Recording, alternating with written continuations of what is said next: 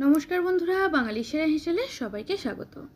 आजके बेगुन दिए एकदम अल्प समय प्रेसार कुकारे दारुण सुस्वादु एक रेसिपि शेयर करते चलेछि। रेसिपिटी एकेबारे इउनिक एक रेसिपि और रुटी बा भात दुटोर साथेई किन्तु खेते दुर्दान्त लागबे। और रेसिपि भालो लागले बंधुरा लाइक शेयर कमेंट करते भुलबेन ना। नतुन बंधु हये थाकले अवश्यई करे चैनलटी सबस्क्राइब करे देबेन। आसुन एबार आमरा रेसिपिटा देखे निই। तो एखाने देखतेई पाच्छेन बेश बड़ो साइजेर एकटा पेंयाजके आमि 4 भाग करे केटे निয়েছি। এবার পেঁয়াজের ওপর যেই পার্টগুলো দেখা যাচ্ছে এই পার্টগুলোকে এইভাবে সেপারেট করে নিতে হবে। যেমনভাবে চিলি চিকেন রান্না করার সময় এইভাবে পেঁয়াজের পার্টগুলোকে আমরা আলাদা করে নিই, ঠিক সেইভাবে কিন্তু পেঁয়াজের পার্টগুলোকে আলাদা করে নিচ্ছি। তো এবার এখানে দুটোর মতো বেগুন নিয়ে নিয়েছি। এবার বেগুনগুলোকে 4 ভাগ করে কেটে নিচ্ছি। তো যদি কোনো পোকা থাকে তাহলে কিন্তু 4 ভাগ করে কেটে নিলে খুব সহজে বোঝা যাবে। তো এখানে দেখুন এই বেগুনটা কিন্তু একটু দাগ আছে। তো আমি প্রথমে ভেবেছিলাম পোকা, তবে এটা কিন্তু পোকা নয়, ভিতরে সামান্য একটু দাগ হয়েছে, সেই জন্য এই ছুরিটা দিয়ে এই যেটুকুনি দাগ আছে সেটুকু অংশ কেটে বাদ দিয়ে দিচ্ছি। তো এইবার এখানে আরেকটা বেগুনকে কেটে নিচ্ছি। তবে এই বেগুনটা কিন্তু একদম পরিষ্কার, কোনো দাগও নেই, কোনো পোকাও নেই। তো এটাকে আমি মোটামুটি 4 ভাগ করে কেটে নিলাম। তো বেগুন এখানে আমাদের কেটে নেওয়া হয়ে গেছে। এবার এগুলোকে পরিষ্কার করে ধুয়ে নেব। তবে আপনারা গোটা বেগুনও আগে থেকে ধুয়ে নিতে পারেন। এবারে একটা প্রেসার কুকারের মধ্যে দিয়ে দিলাম কয়েক টুকরো আলু আর দিয়ে দিচ্ছি বেগুন। আর এখানে আলুগুলো দেখুন যেমনভাবে আলুর দমের জন্য আলু কাটা হয় ঠিক সেইভাবে কিন্তু একটু বড় বড় সাইজ করে কেটে নিয়েছি। এরপরে যে পেঁয়াজের পাটগুলোকে ছাড়িয়ে রেখেছিলাম সেই পেঁয়াজটাকেও দিয়ে দিলাম। এবার এর মধ্যে দিচ্ছি স্বাদ মতো লবণ। লবণটা কিন্তু অবশ্যই আপনারা আপনাদের স্বাদ মতো দেবেন। এরপর দিলাম অল্প পরিমাণে একটু হলুদের গুঁড়ো। এবারে অল্প কিছুটা পরিমাণে জল দিয়ে দিচ্ছি। এখানে আমি প্রায় হাফ কাপের থেকে একটু কম পরিমাণে জল দিলাম। এবার প্রেসার কুকারের ঢাকনাটা বন্ধ করে এটাকে ভালো করে সেদ্ধ করে নিতে হবে। তো প্রায় এটা আমি 3টের মতো সিটি দিয়ে নেব।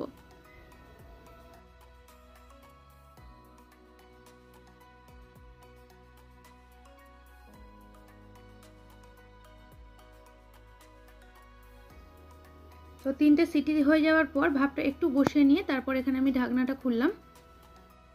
আর যেহেতু এখানে আমি বেগুনটাকে চারচারা করে কেটে দিয়েছিলাম, বেগুনটা কিন্তু একেবারে গলে গেছে।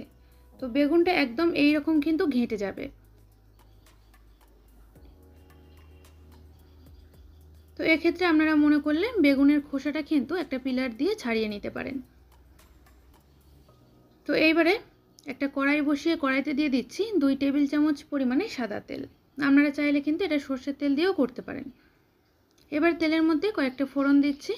তো প্রথমে আমি তেল গরম হয়ে যাওয়ার পর দিচ্ছি একটার মতো শুকনো লঙ্কা, 2 পিঞ্চ মতো হিং দিয়ে দেব। হিংটা দিলে কিন্তু সুন্দর একটা ফ্লেভার হবে।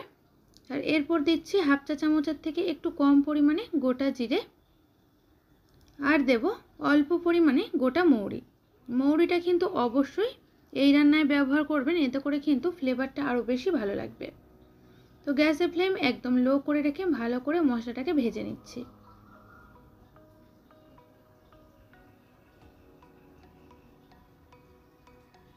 তো এখানে এই মশলাটা থেকে খুব সুন্দর একটা গন্ধ বেরোতে শুরু করেছে। এই পর্যায়ে এসে এর মধ্যে একটা মিডিয়াম সাইজের কুচিয়ে রাখা পেঁয়াজ দিয়ে দিলাম। আর এখানে পেঁয়াজের কালারটা দেখুন যখন চেঞ্জ হয়ে একদম এই রকম হয়ে যাবে তখন এর মধ্যে দিয়ে দিচ্ছি থেঁতো করে রাখা আদা রসুন। তো এখানে আমি আদা রসুনটা থেঁতো করে ব্যবহার করেছি, আপনারা চাইলে বেটেও কিন্তু ব্যবহার করতে পারেন। আর দিলাম একটা মিডিয়াম সাইজের টমেটো পিউরি।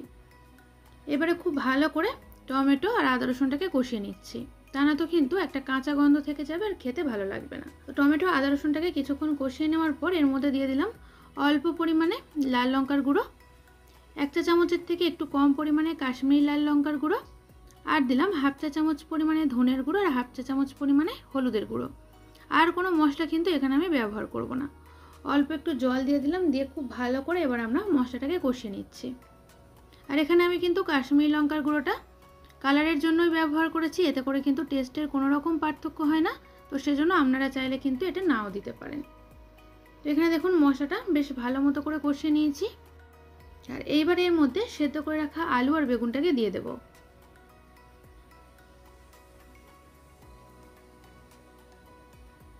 তো এখানে দেখুন বেগুনটা কিন্তু একদমই গলে গেছে। তো এবারে সমস্ত মশলার সাথে খুব ভালো করে একসাথে মিশিয়ে নিচ্ছি। আর বন্ধুরা, ভাত হোক বা রুটি হোক, দুটোর সাথেই কিন্তু বেগুন আর আলুর এই রেসিপিটা খেতে জাস্ট দুর্দান্ত লাগে। আর একদম অল্প সময়ের মধ্যেও কিন্তু তৈরি করে নিতে পারবেন। তো এবার এটাকে বেশ কিছুক্ষণ ফুটিয়ে নিতে হবে। আর টেস্টটাকে ব্যালেন্স করার জন্য এখানে আমি অল্প পরিমাণে একটু চিনি দিয়ে দিলাম। তবে অনেকে যদি এক্ষেত্রে চিনিটা অপছন্দ করেন তাহলে কিন্তু চিনিটা নাও দিতে পারেন। তো চিনিটা দিয়ে আরও প্রায় কয়েক সেকেন্ডের মতো ফুটিয়ে নিয়েছি।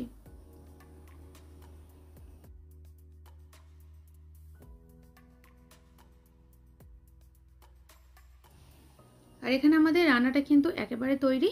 সব শেষে আমি এর মধ্যে অল্প পরিমাণে একটু গরম মশলা গুঁড়ো দিয়ে দেব, আর দেব কিছুটা পরিমাণে ধনেপাতা কুচি।